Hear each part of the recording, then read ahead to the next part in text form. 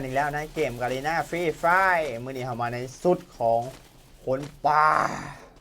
เราจะมาล่าพวกมนุษย์ทั้งหลายให้แมปนี้ให้หมดมาเบิ่งว่าเราจะได้จะคิวฝากมาเป็นกำลังใจให้คนป่านำเด้อมาเบิ่งกันในเกมเลยตอนนี้เขาเข้ามาอยู่กันในเกมเรียบร้อยแล้วแต่ว่าเราจะเลือกบอลโดดเนาะเราจะเลือกโดดที่บาซิเลียมันจึงเดือดไปเลยคนป่านี่ขี่บอดเท่แถววะ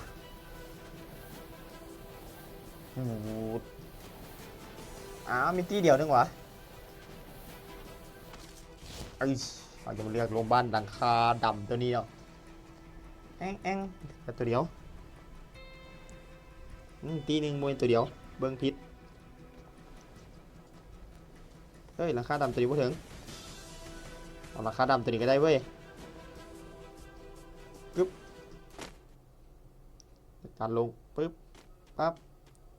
บเข้ามา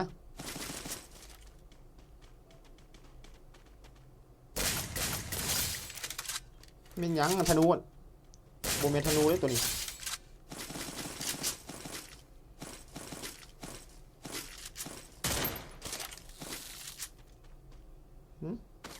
หายไปแล้วมีจี๊ดจัดอยู่ยิงเอิ้นยู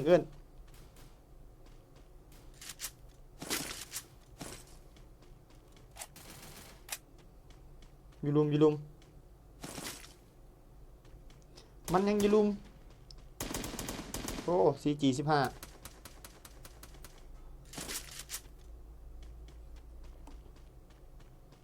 ดักฐานก่อน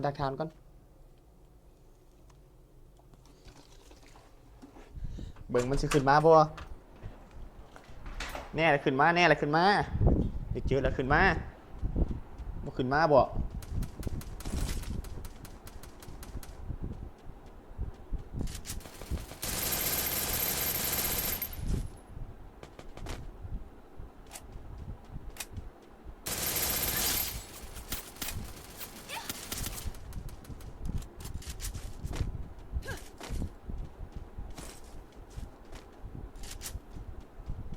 มาเอากันเชื่อนี่มะ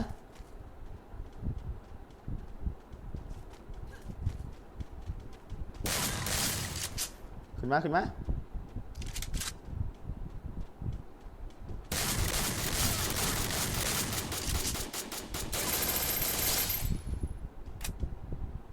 โอ้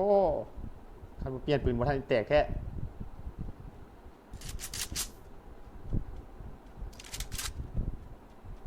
มาอีกแล้วตัวหนึ่งมาอีกแล้ว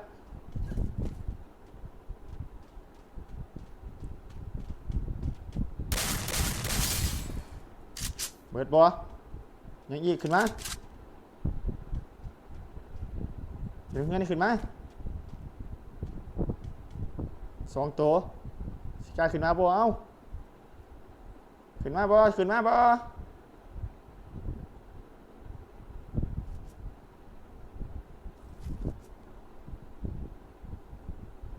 อยู่ดีๆเสียงกับพ่อนเอง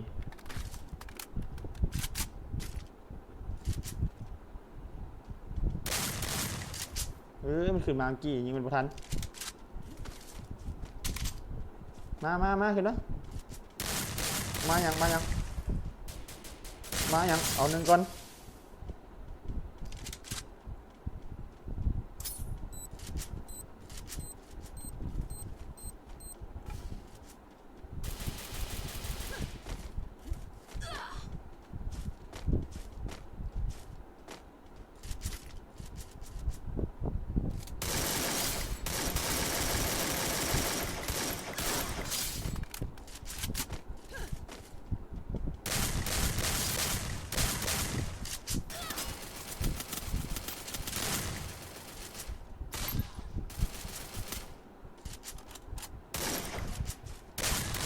ฉีไปใส่เหรอ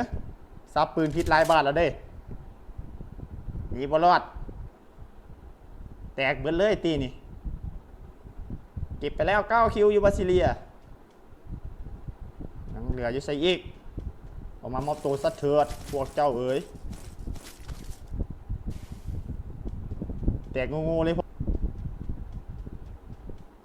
เดี๋ยวเฮ้ยแลนมาโดโดจังสีกระเรียนมาเนาะเห็นว่าดักขาอยู่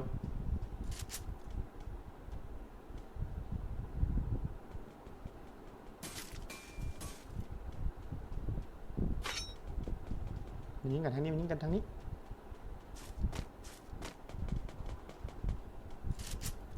อันนั้นสิลงมาช่วยมูมันแตกแล้วเอาได้ไหมก่อนเลย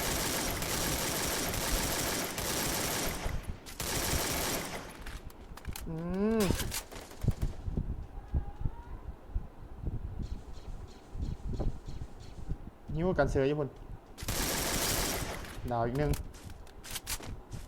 ดาวหนึ่งแล้วดาวหนึ่งแล้วใช้พวกยิงกันปังๆอยู่เทิงกันลงซอยมูไหม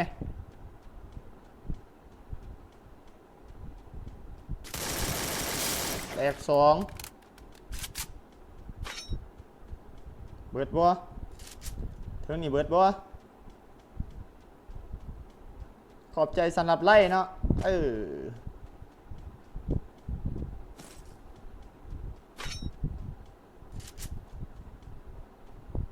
โอ้ยฉีกกระเรียนมา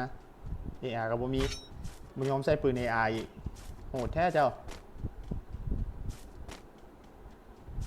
มีเฮาเก็บไว้ตึ๊ด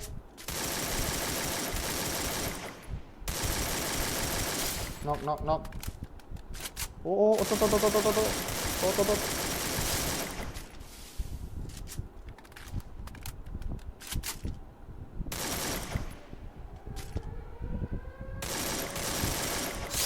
เอฟไป3ลวดเลย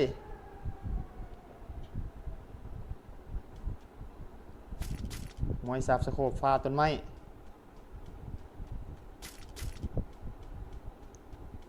โอ้แม่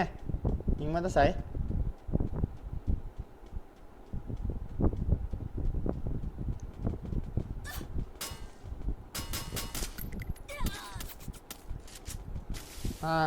เสียพิษเกือบแตกให้มันย้อนอาจจะเป็นเทิงหัวคอยนอนยิงสิ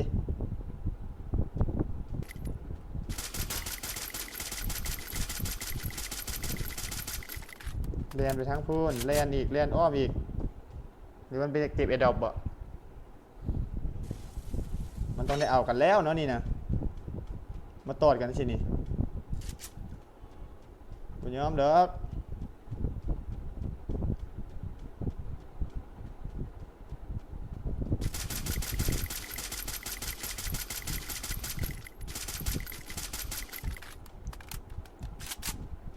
ตู่ยิงล่อวะ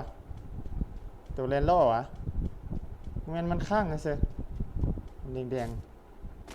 มันข้าง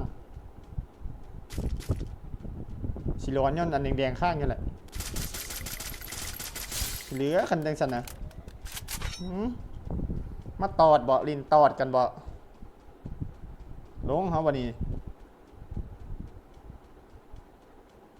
ระมัดระวังในการลงปึ๊บหยุดก่อนเสลียงลงทางนี้จึงไปทางวงเลย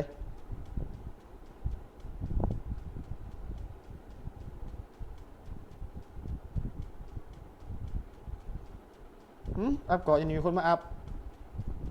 หรือว่าตัวเองอัพเองวะลืมมาได้บ้านนี่หนักแล้วนี่เด้ตัวอัพนะเห็นคนอัพแล้ว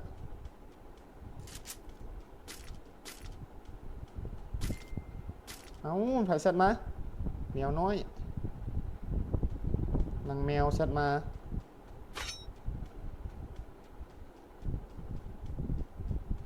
ขอวัดใจกับมัน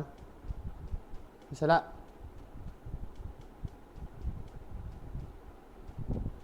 มันไปใส่ปะโอ้นอนเสยเจ้าคือสิมีความสุขเนาะนอนเสย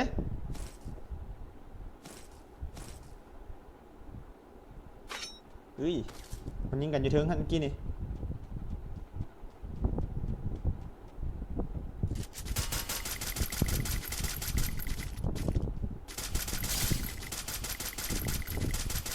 ข ขาดทำไมมันเดี๋ยวมีคนลัดตั้งไอ้วอลอย่างญี่ปุ่นคนยิงมาแต่ทางเทิงได้นี่ใจเย็นๆใจเย็นๆท่านต้องใจเย็นๆมันเข่าโค้งสุดท้ายแล้วเราต้องเอาที่หนึ่งไม่ได้มันหิวกันอยู่เทิงกันหลังบ่มีที่หลังนี่อยู่ถึงบ้านแน่นอน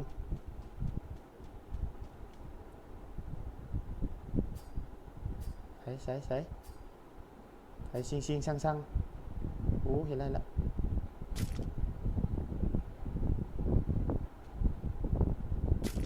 หลบก่อนหลังยังมีเด้อหลังมันร้อนมาเดียวแตกเลยนี่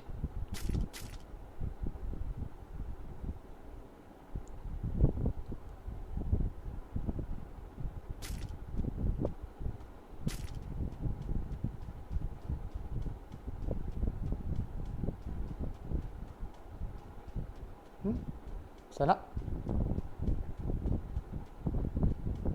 อ้อมก่อนเห็นเขาแล้ว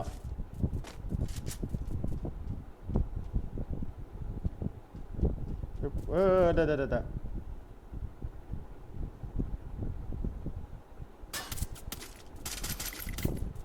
้โคตรเจ็บว่ะโคตรเจ็บอยู่ทางบ้านเนี่ยก็มีอีกแสดงว่าเป็นคนตี้เดียวกันพวกนี้นี่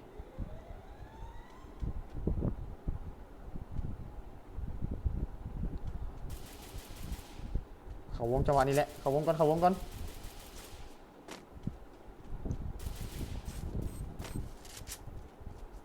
ใส่เสียงจีจักอยู่ใส่เดือน2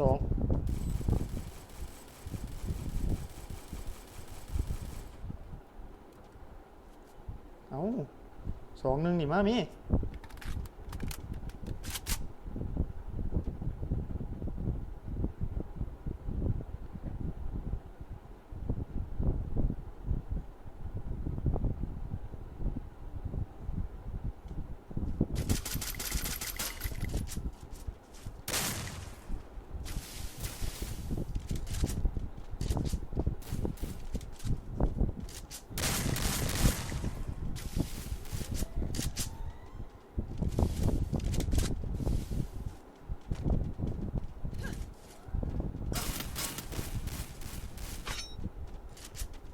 โอ้ยเอ้ยเกี่ยวผิดจังหวะคลิปนี้จบเพียงเท่านี้เนาะฝากเข้าไปกดไลค์กดติดตามให้ฮานัมเดอร์แล้วพบกันใหม่คลิปหน้าบาย